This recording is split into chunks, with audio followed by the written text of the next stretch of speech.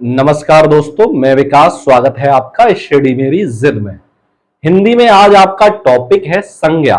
तो आज हम इस वीडियो में देखेंगे आखिर में संज्ञा कहते किसे हैं और ये कितने प्रकार की होती है। तो चलिए शुरुआत करते हैं। सबसे पहले बात आती है संज्ञा। आखिर में संज्ञा कहते किसे हैं? तो हम बचपन से पढ़ते आ रहे हैं, इसकी जो परिभाषा है वो क्या है? किसी वस्तु, व्यक्ति या स्थान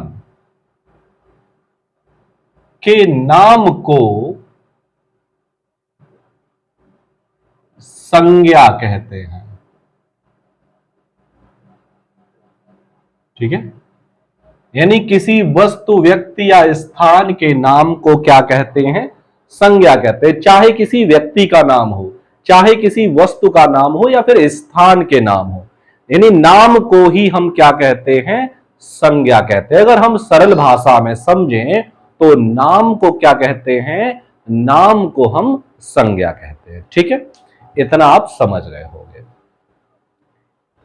पुरानी परिभाषा आप समझते हो। पुरानी परिभाषा तो इसी तरीके से हम बचपन से पढ़े हैं। किसी वस्तु, व्यक्ति, स्थान के नाम को हम संज्ञा कहते हैं। और अगर हम सीधे सीधे समझ लें, नाम को ही संज्ञा कैसे कहते हैं, या हम और अगर सरल समझे कि हम अपनी आंखों से जो भी कुछ देख रहे हैं वो सब क्या है? सभी संज्ञा है। अच्छा, हम जैसे अपनी आंखों से कुछ ना कुछ देखते हैं, सब कुछ ज्यादातर देखते ही हैं, और उन सभी का कुछ न कुछ नाम जरूर होता है, उसे ही हम क्या कहते हैं? संज्ञा कहते हैं। तो इतना आप समझ गए आखिर में संज्ञा कहते कैसे हैं। अब संज्ञा को दो भागों में बांट दिया गया है। एक तो आपका बांटा गया है व्युत्पत्ति के आधार पर।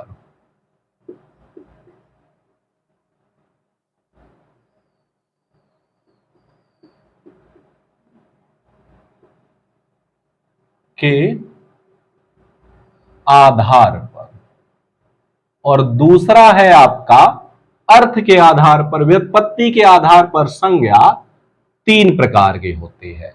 अगर आपसे एग्जाम में पूछ लिया जाए कि बताइए व्युत्पत्ति के आधार पर संज्ञा कितने प्रकार की होती है, तो व्युत्पत्ति के आधार पर जो संज्ञा है वो कितने प्रकार की होती है?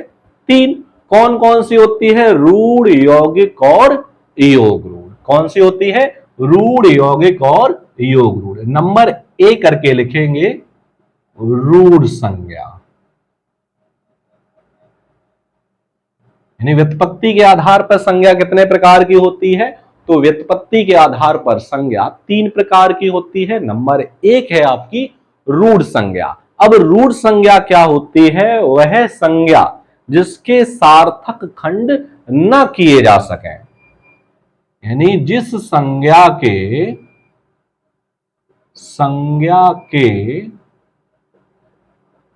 सार्थक खंड न किए जा सके।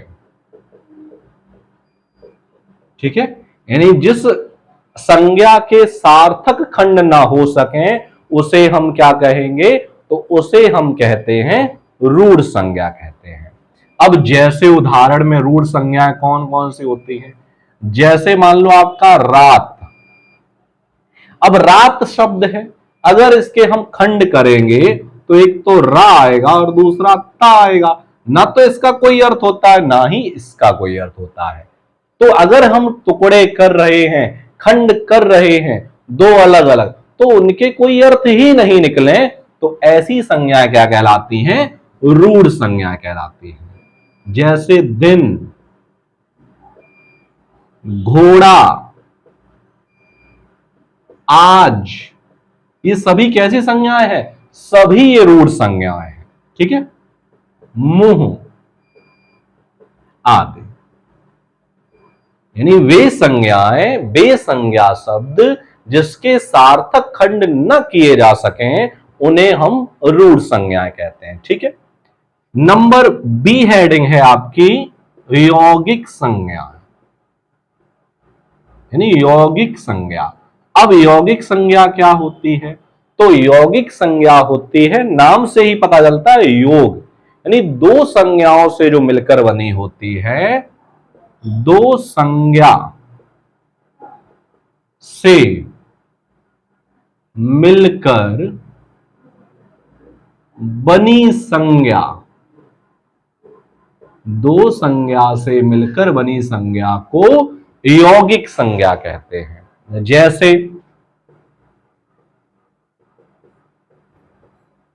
पाठशाला। अब पाठशाला जो शब्द है वो आपका पाठ और शाला यानी दो शब्दों से मिलकर बना है। इसी प्रकार आपका शब्द है विद्यालय। अब विद्यालय शब्द भी दो शब्दों से मिलकर बना है। कौमा राजपुत्र। अब राजपुत्र भी दो शब्दों से मिलकर बना है। किन किन से? एक राजा से और दूसरा पुत्र से मिलकर बना है। तो वे संज्ञाएं जो दो संज्ञाओं के योग से मिलकर बनती हैं उन्हें हम क्या कहते हैं? तो उन्हें हम कहते हैं यौगिक संज्ञा। ठीक है। नंबर सी यानी 3 है आपकी योग रूढ़ संज्ञा। अब योग रूढ़ संज्ञा क्या होती है? तो वे संज्ञाएं जो दो संज्ञाओं से मिलकर तो बनी होती है, दो संज्ञा से मिलकर तो बनी होती है लेकिन उसका कोई विशेष अर्थ होता है। ठीक है। यानी योग रूढ़ जो संज्ञाएं होती हैं दो संज्ञाओं से मिलकर तो बनी होती हैं लेकिन उनका कोई विशेष अर्थ होता है। जैसे लंबोदर। अब लंबोदर जो है शब्द वो एक लंबा और दूसरा उधर, दो शब्दों से मिलकर बना है, लेकिन लंबोदर विशेष किसके लिए कर रहा है? गणेश के लिए। लंबा है उधर जिसका अर्थात गणेश। इसी प्रकार चंद्रशेखर। अब चंद्र यानी चांद और शेखर, शिखर दो शब्दों से मिलकर बना है। चंद्रशेखर कहते हैं शिव के लिए कहा गया है आदि। ऐसे बहुत से शब्द हैं। तो हम ये कह सकते हैं कि बहुव्रीहि समास के सभी उदाहरण योग रूढ़ शब्द या योग रूढ़ संज्ञा के उदाहरण होते हैं। तो आप इतना समझ गए। इसमें आपने क्या समझा कि संज्ञा कहते किसे हैं? किसी वस्तु, व्यक्ति या स्थान के नाम को संज्ञा कहते हैं। व्युत्पत्ति के अगर आधार पर पूछ लिया जाए तो व्युत्पत्ति के आधार पर संज्ञा आपकी 3 प्रकार की होती है। रूढ़ संज्ञा। रूढ़ संज्ञाएं क्या होती हैं? वे संज्ञाएं जिनके सार्थक खंड न किए जा सके उन्हें रूढ़ संज्ञा कहते हैं।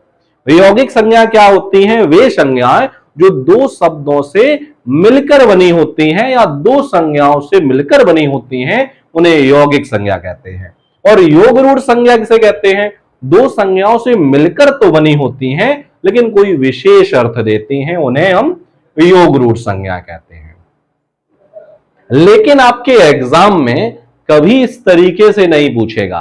आपके एग्जाम में सिर्फ ये पूछेगा कि व्युत्पत्ति के आधार पर संज्ञा कितने प्रकार की होती है, बस, और कुछ भी नहीं पूछेगा। व्युत्पत्ति के आधार पर संज्ञा कितनी होती है? तो व्युत्पत्ति के आधार पर संज्ञा 3 प्रकार की होती है। ठीक है। अगर आपसे यही पूछ ले कि बताइए अर्थ के आधार पर, अर्थ के आधार पर संज्ञा पूछ ले तो अर्थ के आधार पर संज्ञा आपकी 5 प्रकार की होती है। अर्थ के आधार पर संज्ञा कितने प्रकार की होती है? तो अर्थ के आधार पर 5 होती है। कौन कौन सी होती है? एक आपकी होती है व्यक्तिवाचक संज्ञा, जातिवाचक संज्ञा, द्रव्यवाचक संज्ञा, भाववाचक संज्ञा। इस तरीके से आपकी 5 प्रकार की अर्थ के आधार पर संज्ञा होती है। तो अर्थ के आधार पर जो संज्ञा है हम ये कल अगले वीडियो में देखेंगे। आज हम सिर्फ इस वीडियो में संज्ञा कहते किसे हैं और व्युत्पत्ति के आधार पर संज्ञा कितने प्रकार की होती है। इन सभी के बारे में हमने इस वीडियो में चर्चा की। कल हम अगले वीडियो में अर्थ के आधार पर संज्ञा देखेंगे, कितने प्रकार की होती है और कौन कौन सी होती है।